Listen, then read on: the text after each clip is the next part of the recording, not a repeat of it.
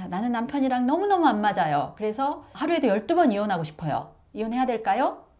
부부싸움 잘 하시면 이혼 안 할 수 있습니다.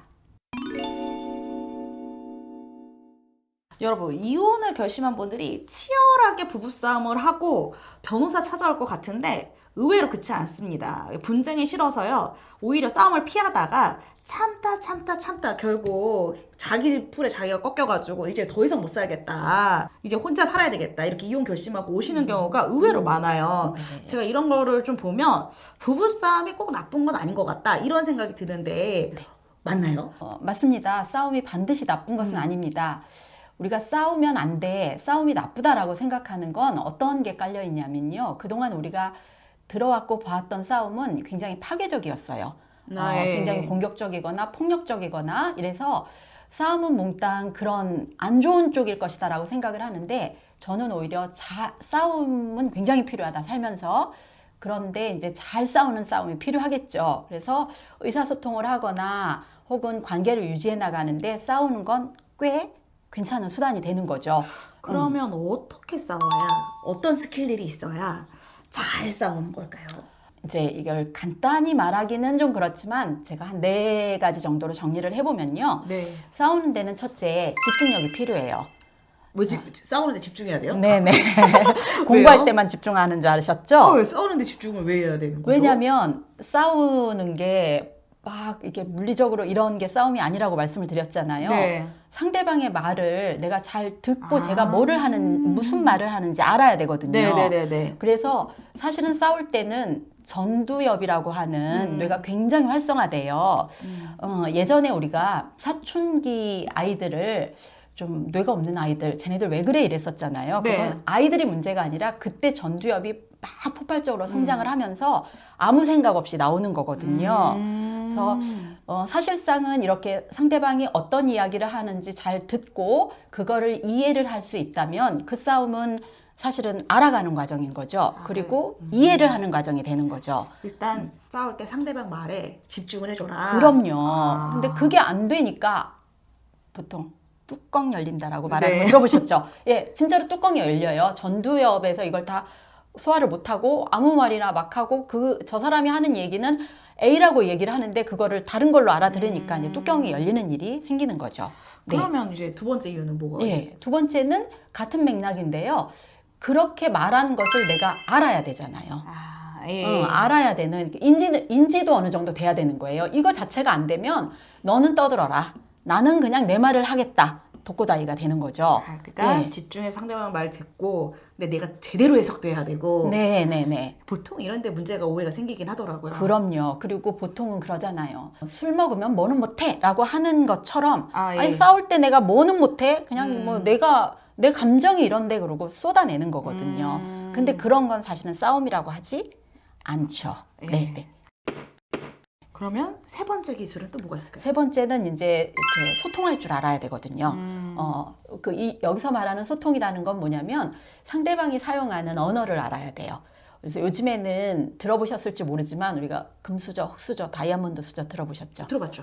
요즘에는 이제 말수저라는 게 아마 유행이 될 것 같은데요.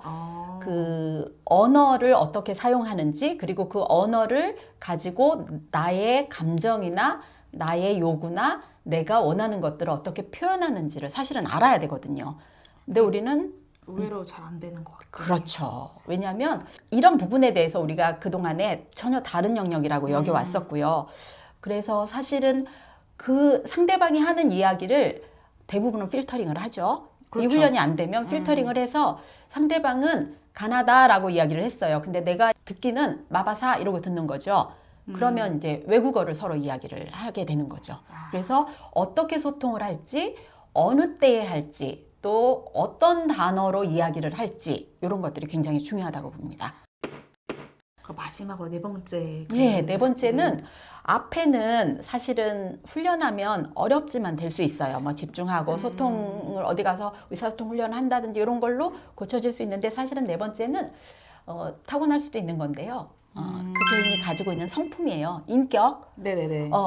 싸울 수 있어요. 막 싸우고 뒤돌아서 멋있게 사라지는 것이 아니라 이건 오해였고 이게 되고 난 다음에 사실은 내가 그건 오해였다. 혹은 내가 잘못 알았다 이러고 그 상황에 대해서 사과를 하거나 혹은 내가 오해했다라는 것을 고백할 수 있는 거. 이거는 생각보다 어렵습니다. 이게 안 돼서 이혼 많이 하세요. 그렇죠. 상대방이 정확하게 사과하지 않는 것에 되게 이게 많이 쌓이면 분노를 하시더라고요. 맞아요. 왜 도대체 잘못했다는 얘기를 안 하냐. 네. 그래서 저는 제가 최근에 만난 어떤 분은 이런 얘기를 하시더라고요.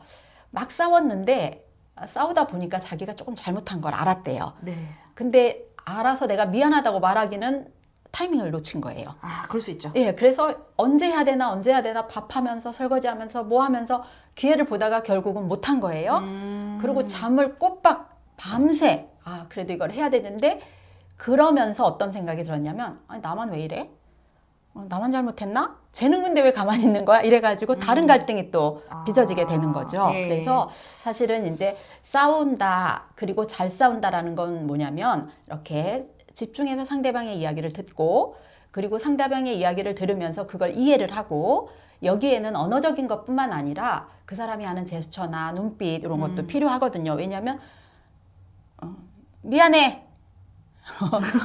예. 무슨 이런 거, 얘기예요? 네네. 언어적인 영혼 없는 것과 미안해. 그렇죠. 오히려 비아냥거리는 것 같은 그 뒤에는 그거거든요. 너 잘났다. 네가 원하는 거 해줄게. 뭐 이런 거거든요. 그래서 이렇게 알아듣고 그것을 해석하고 어떻게 소통할지를 아는 것도 필요하고 그 이후에 이 싸움에 대해서 미안하면 미안하다고 사과한다든지 내가 이렇게 한 상황을 그래도 들어줘서 고맙다라든지 이런 거를 표현할 수 있으면 사실은 부부싸움 칼로 물베기라고 하잖아요. 그렇죠. 실제로 칼로 물베는 게 가능할지 어쩔지는 모르나 부부싸움에 어떤 극단적으로 치닫는 것은 상당 부분 또 막을 수 있을 거라고 생각합니다. 네, 이게 정말 중요한 기술들인데 사실 이게 생각보다 실천하기는 좀 어려우니까 이게 혼자가 아니라 양쪽이 좀 노력을 해야 될 것 같습니다. 그렇죠. 그리고 여기를 어떻게 훈련하거나 이런 자세한 방법들은 나중에 다른 영상으로도 끊임없이 나올 거니까 많이 관심 가져주시면 감사하겠습니다. 네, 감사합니다.